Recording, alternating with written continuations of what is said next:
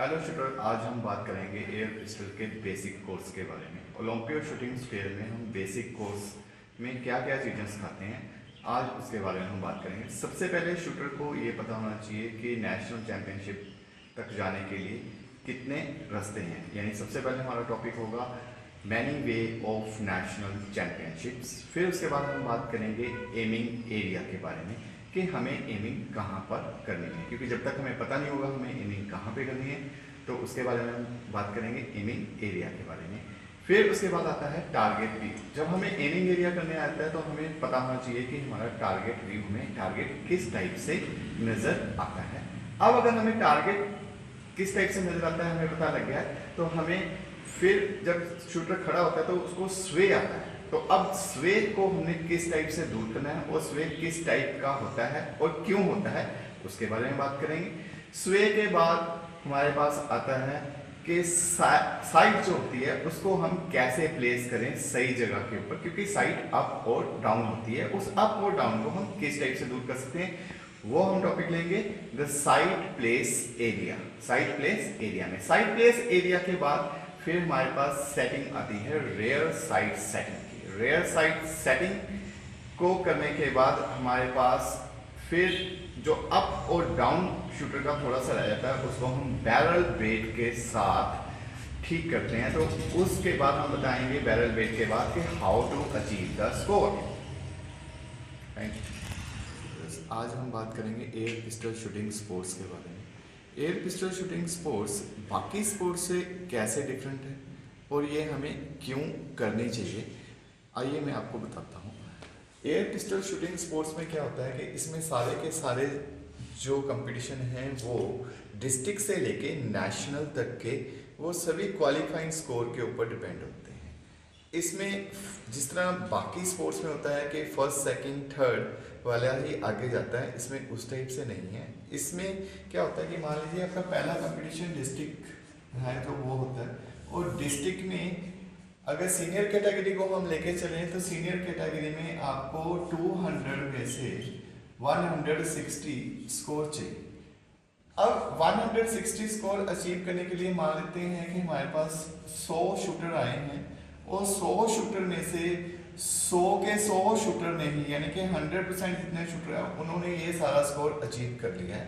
तो वो सभी के सभी शूटर्स स्टेट के लिए क्वालिफाई हो जाएंगे।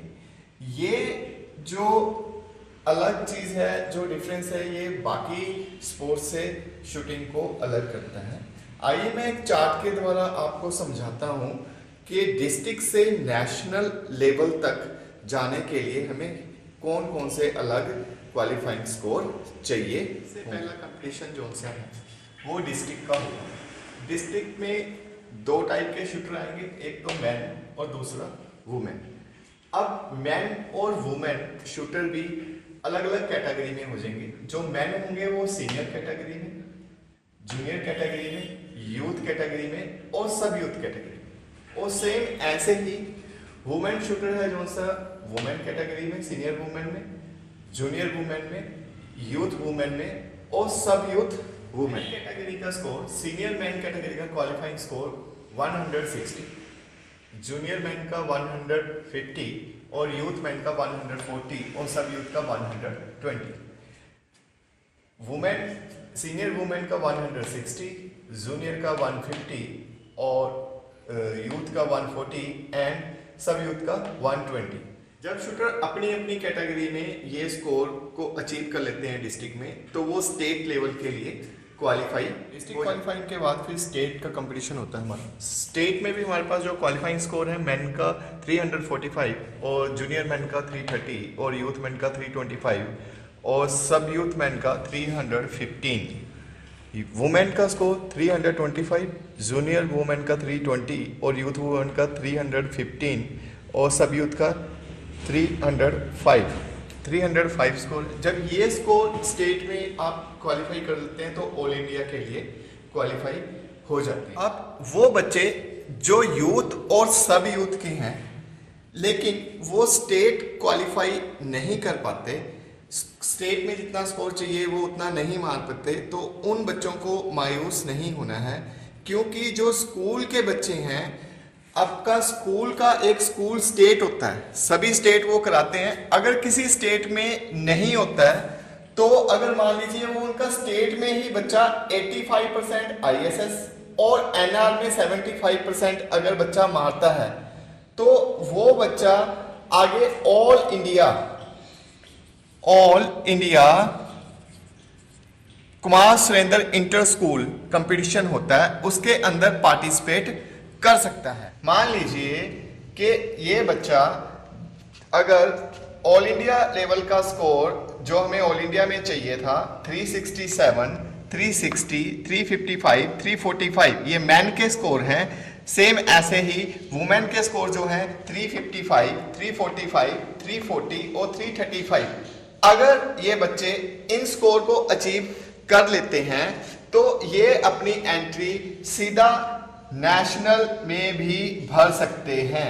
अब यहां पे एक बात याद रखनी जरूरी है कि ऑल इंडिया इंटर स्कूल में अपनी सीनियर कैटेगरी नहीं होती है। यहां पे सीनियर कैटेगरी नहीं होती है, यहां पर सब यूथ, यूथ और जूनियर कैटेगरी होती है। लेकिन शूटिंग में ये रूल है कि अगर कोई बच्चा सब यूथ या यूथ में है या छोटी कैटेगरी में है लेकिन उसने सीनियर कैटेगरी का भी अगर स्कोर अचीव कर लिया है तो वो नेशनल में डायरेक्ट ऊपर वाली एंट्री को भर सकता है। तो एक तो ये वे है हमारे पास नेशनल जाने का कि एक बच्चा वहां पे क्वालिफाई नहीं हुआ था स्टेट के लिए लेकिन वो स्कूल स्टेट के लिए क्वालिफाई हो गया था।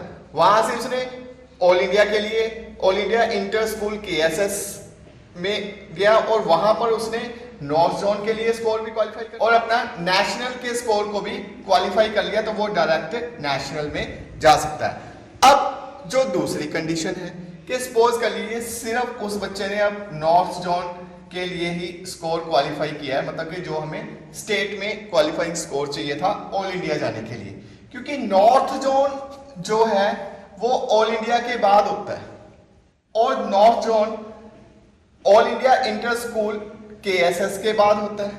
तो यानी कि जो सबसे पहले एक बार हम रिकॉल कर लेते हैं, मैं समझाता हूं आपको। सबसे पहले डिस्ट्रिक्ट होगा, फिर उसके बाद स्टेट होगा, स्टेट के साथ ही स्कूल स्टेट भी होगा, फिर उसके बाद ऑल इंडिया होता है हमारे पास।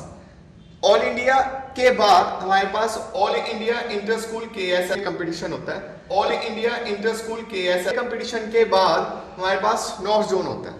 अब जो बच्चा all India inter school KSS में नेशनल के लिए डायरेक्ट क्वालिफाई हो गया वो सीधा नेशनल में जा सकता है।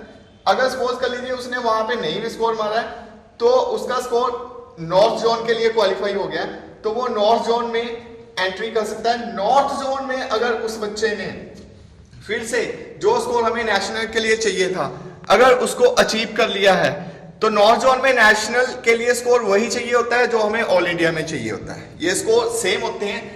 अगर वो उस बच्चे ने उस स्कोर को अचीव कर लिया है तो वो भी नेशनल में डायरेक्ट फिर जा सकता है।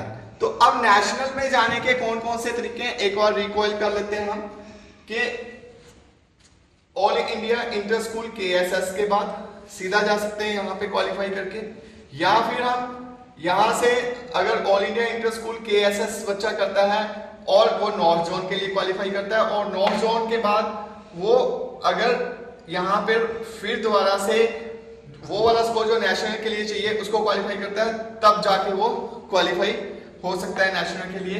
या फिर डायरेक्ट जिस बच्चे ने स्टेट में क्वालिफाई कर लिया हुआ है ऑल इंडिया के लिए तो वो सीधा ऑल इंडिया जाके और ऑल इंडिया के बाद डायरेक्ट अपना नेशनल में जा सकता है। और वो बच्चे जो स्टेट में क्वालिफाई थे और ऑल इंडिया गए लेकिन ऑल इंडिया में वो क्वालिफाई नहीं हुए लेकिन वो स्टेट वाले बच्चे सीधा नॉर्थ जोन में जा सकते हैं। स्टेट वाले बच्चे सीधा नॉर्थ जोन में जा सकते हैं और नॉर्थ जोन के बाद अगर वो क्वालिफाई करते हैं नेशनल का स्कोर तो वो सीधा ही नेशनल में जा सकते हैं। हम इस टाइप से डिफरेंट तरीके से नेशनल में जा सकते हैं। तो इसलिए मेरी रिक्वेस्ट है कि जो बच्चे कई बार स्टेट में सीधा ऑल इंडिया के लिए क्वालिफाई नहीं कर सकते हैं तो उनको मायूस नहीं होना है, उनको कंपटीशन प्लीज खिलवाइए। और कभी भी ये मत सोचिए कि वो बच्चा उस स्कोर के लिए क्वालिफाई नहीं हुआ है तो उसको अगले साल खिलाएंगे।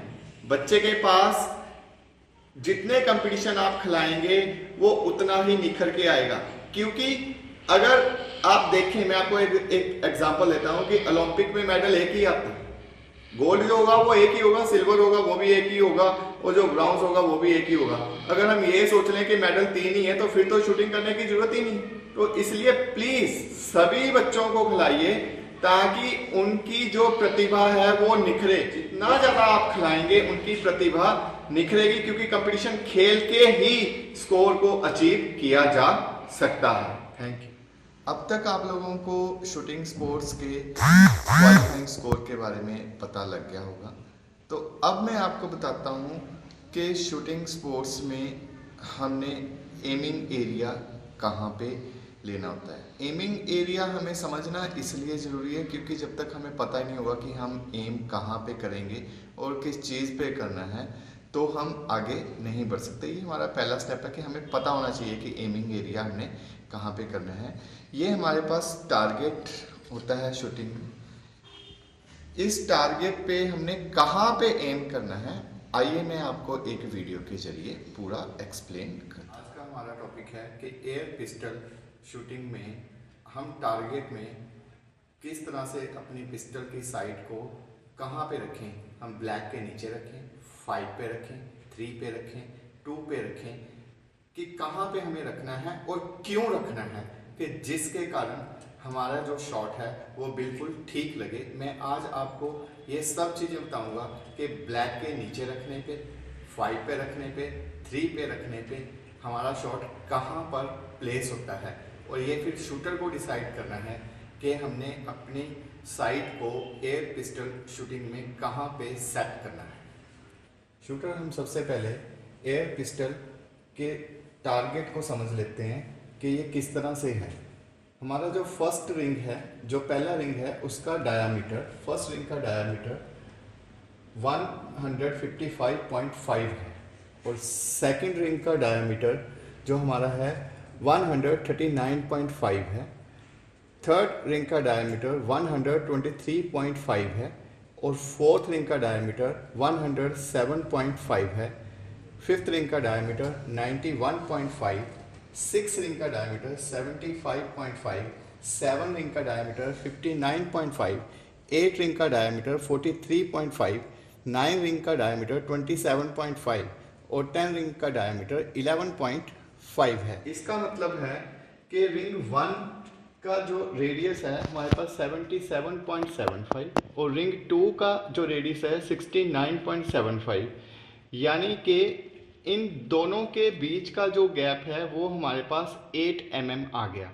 यानी कि अगर हमारे पास एयर पिस्टल के टारगेट में एक रिंग से दूसरे रिंग के बीच का जो गैप है वो हमारे पास 8 mm है। अब इस 8 mm को शूटर ने याद रखना है। अब हम चलते हैं कि अगर हम यहाँ पे एम करें ब्लैक के नीचे, अगर हम ब्लैक के नीचे टच करके एम करते हैं तो, और अगर हम इसको टच करके एम करते हैं तो मान लीजिए अगर हमारी टिप हल्की सी भी अंदर जाती है तो सपोज कर लीजिए इस रिंग तक टिप वेरी करती है, ठीक है। अगर इस रिंग तक टिप वेरी कर रही है 7 to 8 तक तो वो 8 mm हुआ। और जो हमारा अगर हमने पिस्टल यहाँ पे सेट की हुई है कि यहाँ पे अगर देख रहे हैं हम तो गोली यहाँ पे लगेगी, तो जो हमारा इनर जो हमारा 10 है ये 10 11.5 डायामीटर का है। इट मीन्स कि अगर हमारी टिप वेरी भी करेगी 7 to 8 के बीच में तो जो गोली है वो 10 के बीच में ही रहेगी। लेकिन अब इसी चीज़ को हम ऐसे ले लेते हैं कि अगर हम 4 के ऊपर देखते हैं, अगर हम 4 जो रिंग है, फोर्थ रिंग है, अगर उसके ऊपर हम देखते हैं तो जो हमारा गैप बन रहा है वो 1 2 और 3 यानी कि 8 8 और 8 जो कि 24 हो जाता है, जो कि 24 हो जाता है। अब ये 24 का मतलब ये हुआ कि अगर हम अपना ये इनर 10 को लेके चलें, इनर 10 का जो रेडियस आएगा हमारे पास यहाँ पे इनर 10 के बीच का जो रेडियस आएगा वो हमारे पास 11.5 डिवाइड बाई 2 इक्वल टू 5.75 आएगा। यानी कि 5.75 में अगर 24 अगर हम ऐड कर दें तो 29.75। इसका मतलब ये हुआ कि जो हमारी गोली है वो इतने गैप के कारण 8 के सर्कल में जाके लगेगी अगर हल्का सा भी ऊपर नीचे हुआ तो। क्यों?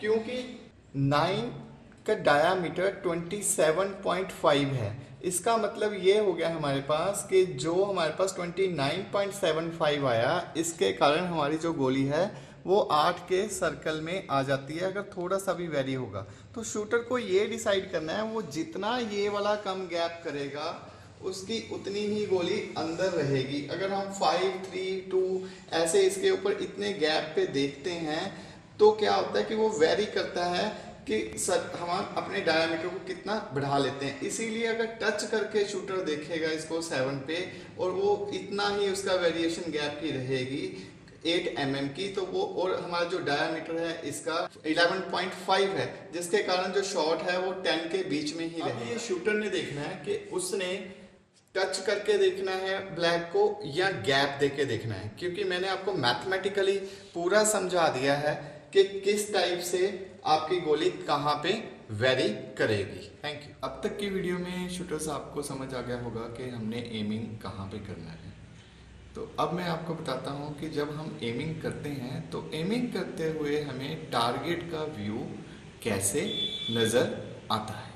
हेलो शूटर्स, आज हम डिस्कशन करेंगे। कई बार शूटर ये बोलता है कि मैं बिल्कुल राइट देख रहा था लेकिन वो मेरा शॉट सर 8 में चला गया या 7 में चला गया, कि मैंने देखा बिल्कुल ठीक लेकिन वो 8 और 7 में चल गया, मैं बिल्कुल ठीक देख रहा था। तो इस विषय के ऊपर कि वो शॉट 8 या 7 में क्यों जाता है, सबसे पहले कि हमें ये पता होना चाहिए कि हम कहाँ पे देखते हैं और टारगेट कैसा नज़र आता है। शूटिंग में अगर हम लोग टच करके देखेंगे तो हमें जो टारगेट है वो हमारा ब्लर नज़र आएगा। अगर हम उसको थोड़ा सा नीचे देखेंगे 6 या 7 में तो टारगेट हमारा क्लियर नज़र आता है। हमें अपने शॉट को ठीक करने के लिए सबसे पहले ये डिसाइड करना है कि हमने साइट को कहाँ पे देखना है। अगर हम लोग साइट को टच करके देखते हैं तो हमें टारगेट है जो सा वो ब्लर नज़र आता है। इसका मतलब कि हम साइट भी ठीक देख रहे हैं और हमारा शॉट भी बिल्कुल ठीक जाएगा। अगर आप टच करके देख रहे हो और आपका टारगेट जो क्लियर हो जाता है तो इसका मतलब आप समझ लीजिए कि आपका शॉट 8 या 7 में ऑटोमेटिकली आ जाएगा। कि अगर हम टच करके देखेंगे, आप सभी अपने घर में देख सकते हैं कि अगर हम टच करके देखेंगे टिप को तो हमारा टारगेट ब्लर हो जाएगा। ठीक है, तो अगर तो टारगेट ब्लर हो रहा है तो इट मीन्स कि हमारा शॉट भी ठीक जाएगा। अब सेकंड चीज कि अगर हम टच करके देख रहे हैं लेकिन हमारा टारगेट क्लियर हो गया तो उससे हमारा शॉट बाहर क्यों जाता है, तो उसका रीजन ये है कि हमारा टारगेट तभी क्लियर होगा जब हम उसमें लाइन छोड़ेंगे। अगर लाइन छोड़ के देख रहे हैं तो हमेशा टारगेट क्लियर हो जाता है। आप इसको अपने घर पे भी बड़े इजीली देख सकते हैं कि आप पहले ब्लैक में टच करके लेके आइए और उसके बाद हल्का सा आप जैसे ही आप नीचे करेंगे तो टारगेट बिल्कुल क्लियर हो जाएगा। इट मीन्स कि अगर हमने शूटिंग को दो तरह से हम टारगेट को देख सकते हैं कि अगर हमने ब्लर देखना है तो हमें उसको टच करना पड़ेगा टिप को, हमारा शॉट 120% राइट जाएगा, ठीक जाएगा। अगर हम टारगेट को क्लियर करते हैं तो हमें वो लाइन छोड़नी पड़ेगी उसमें, या हमें गैप देना पड़ेगा 6 या 5 पे देखना पड़ेगा। यानी कि शूटर को ये डिसाइड करना है कि उसको ब्लरिंग करके टारगेट देखना है या उसको टारगेट को क्लियर करना है। जब वो इन दोनों चीज़ों को मिसमैच करता है तो उसके कारण शॉट 8 या 7 में जाता है। तो सबसे पहले आप लोग ये देखिए कि अगर आप लोग लाइन छोड़ के चलाते हैं तो आपका टारगेट क्लियर होना चाहिए, फिर आपके सारे शॉट 9, 10, 9, 10 में जाएंगे। अगर आप टच करके चलाते हैं यानी कि ब्लैक में देख के चलाते हैं तो आपका टारगेट ब्लर होना चाहिए, वो शॉट आपके ठीक जाएंगे। Thank you. अब तक की वीडियो में शूटर आपको समझ आ गया होगा कि हमें टारगेट का व्यू कैसे नजर आता है। अब टारगेट का व्यू हमें सही नजर आए कि हम जब खड़े हैं वहाँ पे ना तो हमें स्वे आए और बिल्कुल हमें टारगेट का व्यू सही नज़र आए, तो वो हमें टारगेट का व्यू कैसे सही नज़र आएगा। तो आइए मैं आपको बताता हूँ कि हम किस तरह से टारगेट के व्यू को या किस तरह से हम अपनी पोजीशन पे ठीक कर सकते हैं। पहला शूटर हमारा आज का टॉपिक है स्वे। स्वे के कारण बहुत सारे शूटरों के शॉट्स लेफ्ट और राइट में जाते हैं। आज मैं आपको सबसे पहले ये बताऊंगा कि स्वे किस कारण से आता है। स्वे में क्या होता है कि जब भी शूटर शूट कर रहा होता है वो अपने एमिंग एरिया में, तो वो आगे की तरफ अगर गिर रहा है, अगर शूटर आगे की तरफ गिर रहा है तो यानी कि उसकी जो पिस्टल है वो अपने एमिंग एरिया से राइट साइड की तरफ है।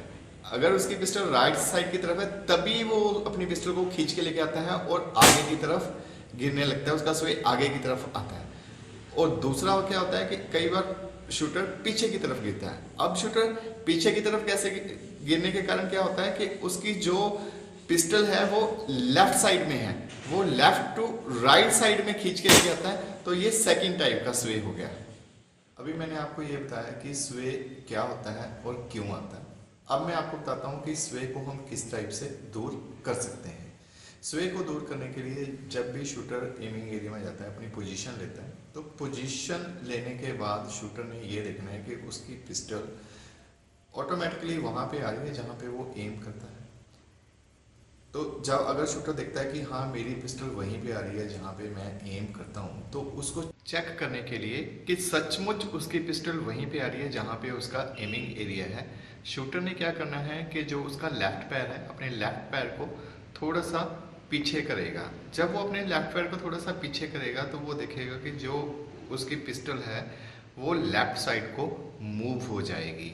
यानी कि अगर वो लेफ्ट साइड को मूव हो गया तो इट मीन्स कि शूटर ठीक खड़ा था, तो उसको अपने पैर को वापस वहीं पे ले आना है। अब सेकंड क्या करना है कि फिर उसको देखना है कि अपने पैर को आगे की तरफ करना है।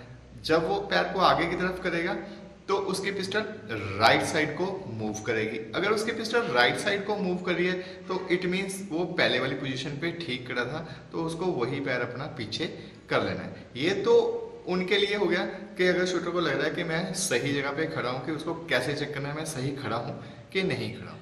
मान लीजिए कि शूटर अब ठीक जगह पे नहीं खड़ा है, जहाँ पे वो एमिंग करना चाहता है वहाँ पे उसको पिस्टल को खींच के लेके आना पड़ रहा है। तो अब वो इसको कैसे ठीक करेगा? तो शूटर ने क्या करना है कि अगर उसकी पिस्टल लेफ्ट साइड में है, अगर उसकी पिस्टल लेफ्ट साइड में है तो उसको अपने पीछे वाले पैर को आगे की तरफ मूव करना है ताकि उसकी पिस्टल लेफ्ट टू राइट आ जाए। पैर को उतना मूव करना है कि जो उसकी पिस्टल लेफ्ट टू राइट उतनी आ जाए जितना जहाँ पे उसका एमिंग एरिया है। और अगर उसकी पिस्टल राइट साइड में जा रही है तो अपने पैर को उसको उतना पीछे करना है जितनी उसकी पिस्टल राइट टू लेफ्ट आ जाए। इससे फिर उसकी पिस्टल बिल्कुल सेंटर में आ जाएगी जहाँ पे वो एमिंग एरिया करना चाहता है। अब शॉट शूटर के बिल्कुल ठीक लगेंगे जो स्वे के कारण गलत लग रहे थे, और उसका स्वे बिल्कुल ठीक हो जाएगा और उसके शॉट बिल्कुल ठीक लगेंगे। अब शूटर को ये तो पता लग ही गया होगा कि उसने अपने स्वे को किस टाइप से ठीक करना है। अब जब हमें स्वे ठीक करना आ गया है कि हम लेफ्ट राइट नहीं जा रहे हैं, तो अब प्रॉब्लम क्या स्टार्ट होती है? ऊपर नीचे के शॉट होंगे। जब ऊपर नीचे शॉट लगते हैं तो उस ऊपर नीचे के शॉट को हम किस तरह से ठीक कर सकते हैं? तो आइए मैं बताता हूँ आपको कि हम ऊपर नीचे के शॉटों को किस टेक्निक के जरिए ठीक कर सकते हैं। होता क्या है कि जब हम एमिंग करते हैं तो एमिंग करते हुए आप जब ऊपर से नीचे पिस्टल को लेके आते हैं तो सबसे पहले देखिए कि आपकी पिस्टल नेचुरली कहाँ पे स्टेबल होती है। तो अगर आपकी पिस्टल नेचुरली मान लीजिए कि जो 6 या 5 के ऊपर स्टेबल हो रही है और आपने एमिंग करना है ब्लैक को टच करके 7 पे, तो आप उसको वहाँ पे कैसे लेके आएंगे? क्योंकि अगर आप एमिंग कर रहे हैं के 7 पे लेकिन पिस्टल टिक रही है नीचे, तो या पिस्टल आपकी टिक रही है ऊपर, तो हम उसको किस तरह से ठीक कर सकते हैं, आज मैं उसी के बारे में बात करूँगा। अब सबसे पहले हम मान लेते हैं कि हमारी पिस्टल जो है वो नीचे टिक रही है, जो 6 या 5 है, तो हमने उसको ऊपर जहाँ पे हम एमिंग करते हैं टच करके ब्लैक पोर्शन पे के 7 पे, तो उसको हम कैसे लेके आएंगे? शूटर ने क्या करना है कि जहाँ पे उसका जो पैर का जो डिस्टेंस है उसको अपने पैर के डिस्टेंस को क्लोज कर लेना है। अगर शूटर अपने पैर के डिस्टेंस को क्लोज करेगा तो उसका हाथ ऑटोमेटिकली ऊपर हो जाएगा और जो पिस्टल जो 6 और 5 पे रुक रही थी वो ऑटोमेटिकली जहाँ पे वो एमिंग कर रहा है टचिंग करके 7 पे वहाँ पर आ जाएगी। शूटर को उस हिसाब से उतने पैर अपने क्लोज करने। अब पार्ट शुरू होता है 2 कि यानी कि मान लीजिए कि शूटर की पिस्टल जहाँ पे 8 वाला रिंग है वहाँ पे टिक रही थी या 9 वाले रिंग के ऊपर टिक रही थी, लेकिन उसको एमिंग जो है वो ब्लैक जहाँ से टचिंग होती है 7 रिंग पे करनी है, तो अब उसकी पिस्टल टिक रही है ऊपर। तो अब शूटर को क्या करना चाहिए? तो शूटर को अपने पैरों को खोलना है। अब शूटर को अपने पैरों का जो डिस्टेंस है बिटवीन द जो दोनों पैरों के बीच का डिस्टेंस है उसको शूटर को खोलना है और उतना खोलना है कि उसकी जो एमिंग एरिया पे जो टिप है, जो फ्रंट टिप है जो एमिंग कर रहा है वो 7 पे आ जाए या जहाँ पे वो टचिंग करता है या जहाँ पे भी शूटर देखना चाहता है वहाँ पे आ जाए। इन दोनों तरीकों से आप अपने शॉट जो ऊपर नीचे जा रहे थे उनको ठीक कर सकते हैं। अभी तक मैंने जितनी वीडियो में आपको बताया है वहाँ तक की जितनी भी सेटिंग्स हैं शूटर ने 30 दिन तक उसी सेटिंग के ऊपर काम करना है। अब उसने ना तो लेफ्ट को क्लिक देना है, ना ही राइट को, ना ही ऊपर और ना ही नीचे। 30 दिन तक शूटर ने उसी सेटिंग के ऊपर ही अपने शॉट चलाने हैं। हो सकता है कि शूटर के शॉट्स बिल्कुल ही बाहर जाएं, धीरे धीरे वो करते हुए 30 दिन में अंदर आ जाएंगे, 7 के रिंग के बिल्कुल अंदर आ जाएंगे शॉट से। तो 30 दिन तक शूटर ने उसी सेटिंग के ऊपर बिना लेफ्ट और राइट और अप डाउन के क्लिक दिए हुए अपने शॉट को चलाना है। अब बारी आती है रेयर सेटिंग की। रेयर सेटिंग में शूटर ने क्या करना है कि अब 30 दिन की प्रैक्टिस के बाद उसके क्या होंगे कि जो ग्रुप या तो बिल्कुल बीच में बन रहा होगा या लेफ्ट में एक साइड में या राइट में बन रहा होगा। तो इस ग्रुप को ठीक करने के लिए शूटर को रेयर साइड की सेटिंग को करना है। तो आइए मैं आपको बताता हूँ कि रेयर साइड की सेटिंग किस टाइप से शूटर ने करनी। आज का हमारा टॉपिक है कि अगर हमारा ग्रुप राइट हैंड साइड में बन रहा है या लेफ्ट हैंड साइड में बन रहा है तो हमें क्या करना चाहिए। ज़्यादातर शूटर क्या करते हैं कि अगर हमारा ग्रुप राइट हैंड साइड पे बन रहा है तो हम उसको क्लिक दे देते हैं, लेकिन वहाँ पे आपको क्लिक नहीं देना है क्योंकि शूटिंग में सारी गेम ये लाइट की गेम है। अगर आपका एक ही जगह पे ग्रुप बन रहा है, चाहे वो राइट हैंड साइड पे बन रहा है या वो लेफ्ट हैंड साइड के ऊपर बन रहा है, एक ही जगह, ये नहीं कि दोनों जगह, एक ही जगह अगर बन रहा है तो उस समय आपको क्या करना है, जो हमारी पिस्टल होती है, पिस्टल में जो पिछले वाली साइड है इसमें यू है तो हमें उसको उस समय खोलना है। ठीक है जी, उसको खोलना है तो जिससे वो गोली है जो सी वो सेंटर में आ जाएगी। सेकंड कंडीशन ये है कि अगर हमारा ग्रुप दोनों तरफ बन रहा है, मतलब कि लेफ्ट हैंड साइड पे भी शॉट जा रहे हैं और राइट हैंड साइड पे भी शॉट जा रहे हैं और बीच में भी जा रहे हैं और लेफ्ट हैंड और राइट हैंड साइड पे ज़्यादा शॉट जा रहे हैं, तो हमें क्या करना है, उसमें हमें जो ये पिछली साइड है हमारी पिस्टल की उस साइड को हमें क्लोज करना है। क्योंकि उससे क्या होगा कि हमारा जो सा ग्रुप है जो टचिंग हो रही है, इधर एक 7 या इधर भी लेफ्ट हैंड 7 और राइट हैंड 7 में हो रही है, तो वो एक रिंग अंदर आ जाएगी क्लोज करने से। तो मैं ये बार बार कह रहा हूँ कि हमें क्लोज तब करना है जब दोनों तरफ ग्रुप बनेगा और हमें उसको खोलना तब है पिछली साइड को जब हमारा ग्रुप एक साइड पे बनेगा। Thank you. रेयर सेटिंग के बाद जब शूटर का ग्रुप सही जगह पे बनने लग जाता है तो कई बार क्या होता है कि शॉट या तो बिल्कुल ऊपर जाने लग जाता है या बिल्कुल नीचे। तो उसके लिए शूटर को अब क्या करना है, उसको बैरल बेट लगाना है। अब बैरल बेट आपके शॉट की मूवमेंट को जो ऊपर और जो नीचे जा रहा है उसको किस तरह से एक जगह पे सेट कर देगा, आइए हम देखते हैं इस वीडियो के द्वारा। हेलो शूटर्स, हमारा आज का टॉपिक है कि हमने एयर पिस्टल में वेट को कहाँ पे लगाना है और क्यों लगाना है। मैं आज आपको डायग्राम के थ्रू बताऊंगा कि एयर पिस्टल में हमने वेट को यहाँ पे लगाना है, यहाँ लगाना है या यहाँ पे लगाना है। तो ये आपको मैं आज क्लियर करूँगा कि कहाँ पे लगाना है। चलिए मैं आपको डायग्राम के थ्रू बताता हूँ कि एयर पिस्टल में हमने वेट को कहाँ पे लगाना है और क्यों लगाना है। शूटर, अब मैं आपको वेट मशीन के हिसाब से बताता हूँ कि पिस्टल का वेट कहाँ पे लगाना चाहिए। ये जो वेट मशीन है हमारे पुराने वाली वेट मशीन का मॉडल है, जो पुराने पहले आया करता था।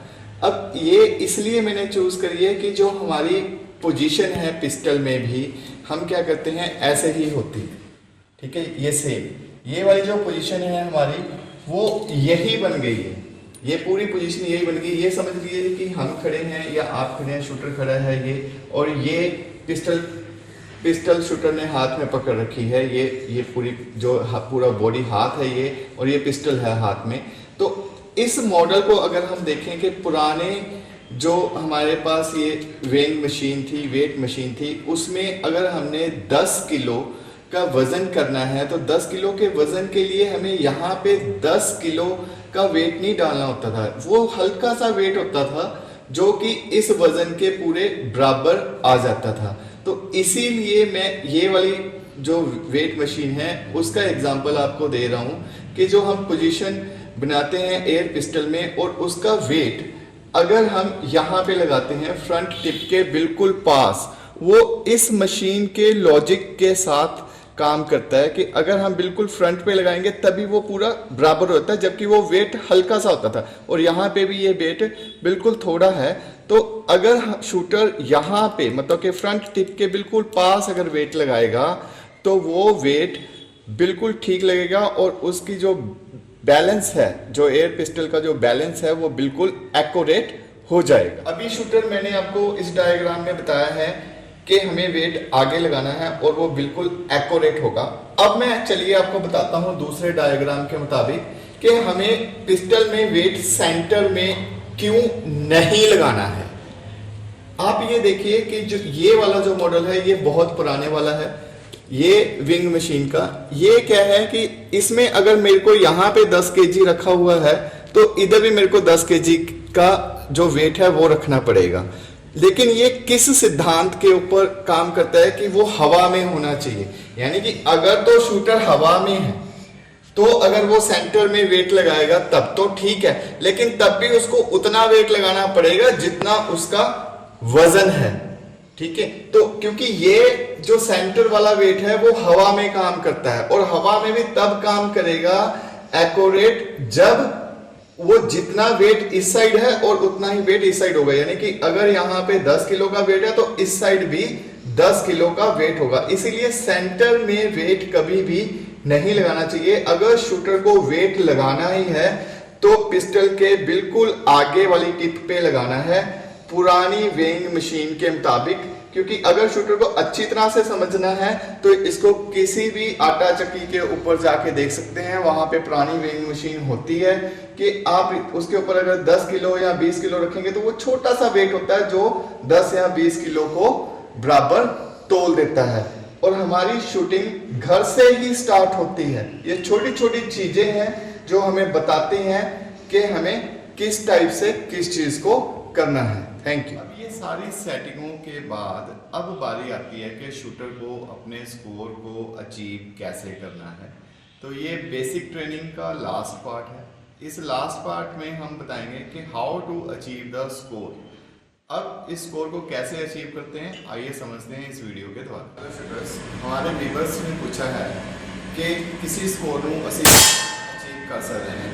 तो आज के विषय में मैं यही दसांगा कि किसी स्कोर को असीं किस तरह प्रैक्टिकली मैथमैटिकली अचीव कर सकते हैं। मान लीजिए कि असीं 360 स्कोर को अचीव करना है, तो 360 स्कोर को अचीव करने वास्ते सानू 360 को पहले 4 के नाल डिवाइड करना है, जो डिवाइड करके अपना 90 आ जाता है। तो फिर दोबारा असीं डिवाइड करना है 2 के नाल, जो कि 45 आ जाएगा। ये जो 45 है यही साडा गोल है। असी एक कार के उत्ते 5 शॉट चलाने, एक कार के 5 शॉट चलाने तो 45 देखना है कि असी कितनी देर च अचीव कर रहे हैं। हो सकता है कि असी पहले दिन वो 45 को अचीव करने लिए आधा घंटा लग जाए या 1 घंटा लग जाए। सपोज करो कि सानू आधा घंटा लग रहा है 45 को अचीव करने लिए, तो सेम फिर असी दोबारा देखना है कि मेरे को 45 को अचीव करने लिए सैकेंड टाइम कितना लगे। मान लो कि सैकेंड टाइम सानू 25 मिनट्स लगे या इस तो भी घट लग सकते हैं। ਤਾਂ ਇਸ ਟਾਈਮਿੰਗ ਨੂੰ ਅਸੀਂ ਘੱਟ ਕਰਦੇ ਹੋਏ ਜਾਣਾ ਹੈ। ਮੰਨ ਲੀजिए ਕਿ ਪਹਿਲੇ ਸਾਨੂੰ 25 ਮਿੰਟ ਲੱਗ ਰਹੇ ਸੀਗੇ, ਫਿਰ ਸਾਨੂੰ 20 ਮਿੰਟ ਲੱਗੇ, ਫਿਰ 15 ਮਿੰਟ ਲੱਗੇ, ਫਿਰ 10 ਮਿੰਟ ਔਰ ਫਿਰ 5 ਮਿੰਟ ਲੱਗਣਗੇ। ਤਾਂ ਇਸ ਟਾਈਮਿੰਗ ਨੂੰ ਅਸੀਂ ਘੱਟ ਕਰਦੇ ਜਾਣਾ ਹੈ, ਜਿਹਦੇ ਨਾਲ ਸਾਡਾ 45 45 45 45 ਦੇ ਕਾਰਡ ਲਗਾਤਾਰ ਵੱਜਦੇ ਰਹਿਣਗੇ ਤਾਂ ਸਾਡਾ ਸਕੋਰ 360 ਤੇ ਟਿਕ ਜਾਏਗਾ। ਇਹ ਸਿਰਫ 360 ਸਕੋਰ ਵਾਸਤੇ ਨਹੀਂ ਮੈਥਮੈਟਿਕਲੀ ਫਾਰਮੂਲਾ, ਇਸ ਫਾਰਮੂਲੇ ਨੂੰ ਤੁਸੀਂ ਕਿਸੇ ਵੀ ਵਾਸਤੇ ਯੂਜ਼ ਕਰ ਸਕਦੇ ਨੇ। ਉਹਦਾ ਫਾਰਮੂਲਾ ਇਹ ਹੈ ਕਿ ਉਹਨੂੰ ਪਹਿਲੇ 4 ਦੇ ਨਾਲ ਡਿਵਾਈਡ ਕਰੋ ਔਰ ਫਿਰ 2 ਦੇ ਨਾਲ ਡਿਵਾਈਡ ਕਰੋ ਜੋ ਆਉਂਦਾ ਹੈ, ਔਰ ਉਹਦੇ ਬਾਅਦ ਜਿਹੜਾ ਕਾਰਡ ਬਣਦਾ ਹੈ ਤੁਹਾਡਾ 45 46 47 48 ਜਾਂ 49 ਦਾ, ਉਸ ਨੂੰ ਅਚੀਵ ਕਰਨ ਦਾ ਟਾਈਮਿੰਗ ਦੇਖੋ ਕਿ ਕਿੰਨਾ ਲੱਗਦਾ ਹੈ। ਪਹਿਲੇ ਦਿਨ ਕਿੰਨਾ ਲੱਗਦਾ ਹੈ, ਦੂਸਰੇ ਦਿਨ ਕਿੰਨਾ ਲੱਗਦਾ ਹੈ। ਇਸ ਪ੍ਰੈਕਟੀਕਲ ਸ਼ਡਿਊਲ ਨੂੰ ਤੁਸੀਂ ਤਾਂ ਤੁਸੀਂ ਆਪਣੇ ਸਕੋਰ ਨੂੰ ਬਹੁਤ ਹੀ ਛੇਤੀ ਅਚੀਵ ਕਰ ਲਓਗੇ। ਔਰ ਇਸ ਤਰ੍ਹਾਂ ਦੇ ਸ਼ਡਿਊਲ ਸਾਡੇ कोचिंग सेंटर पे बार-बार और भी कराए जाते हैं। स्कोर अचीव करने के बाद हमारा जो बेसिक कोर्स है वो कंप्लीट हो जाता है। ओलंपियो शूटिंग स्क्वायर में बेसिक कोर्स को हम 3 महीने में कंप्लीट करा देते हैं। इस 3 महीने में शूटर उतना स्कोर मारने लगता है जो उसे ऑल इंडिया जाने के लिए चाहिए होता है। अब मेरे आने वाली वीडियो में हम ऑल इंडिया से आगे जाने के लिए जो एडवांस ट्रेनिंग है उसके बारे में बात करेंगे। Thank you.